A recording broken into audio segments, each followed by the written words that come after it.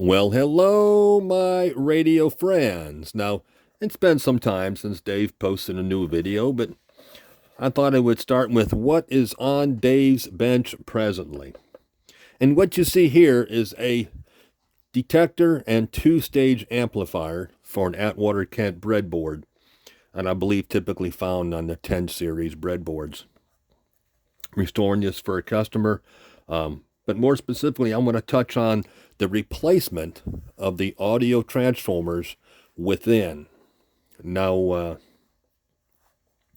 let's go ahead and remove the top cover, shall we? Well, look at there.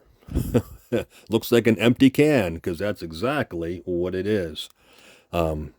Originally, there would have been two audio transformers within, and there would have been tar about halfway up the inside perimeter of this can all the way around, securing those audio transformers in place. And you're going to say, gosh, Dave, how do you get that can so clean? This is what I have been taunting the merits of for years. Freeze, freeze, freeze. Freezing is your friend when it comes to tar and these Atwater Kents. In fact, I freeze every one of my Atwater Kent sets. Because what I do in this case, actually, I went ahead and removed this top of the tube island, unsoldered it, and take this particular can, put it in a plastic bag, and place it in your freezer overnight. The following day, take it out of the freezer, leave it in the plastic bag, and smack it against the floor of your garage. I smack it against the floor, the smooth cement in my garage. And what happens is the tar that is in here, when it's frozen, it becomes very brittle and it crumbles. And you'll see it leaves a very, very clean can. But more importantly, allow me to share this with you as well. Here's one of the audio transformers that came out of the can. Look at how clean that transformer is. Quite remarkable. So clean as such, one could see the capacitor here that went from the primary to the secondary on this audio transformer, and plus retained even some of the colors of the wires if some was wishing to follow those just the same. But freezing is your friend.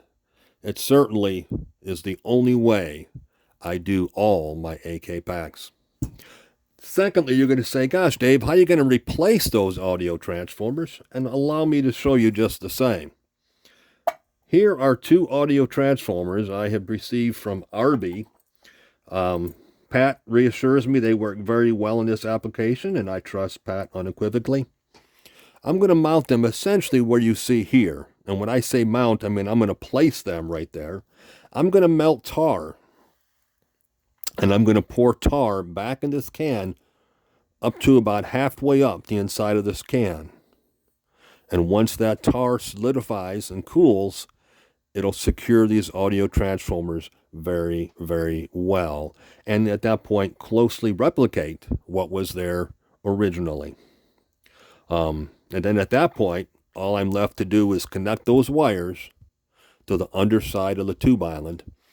And in fact, why don't we touch on this tube island for just a moment? The underside of here initially on had a fair amount of corrosion. It was obviously had gotten wet at some time. So I cleaned it up very well, removed the corrosion, and I did resistance checks of the different components.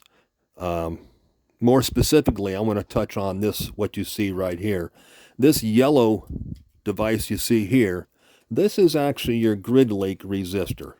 Of course, it should have been around 3 meg or so, but in this case, it read wide open, infinity.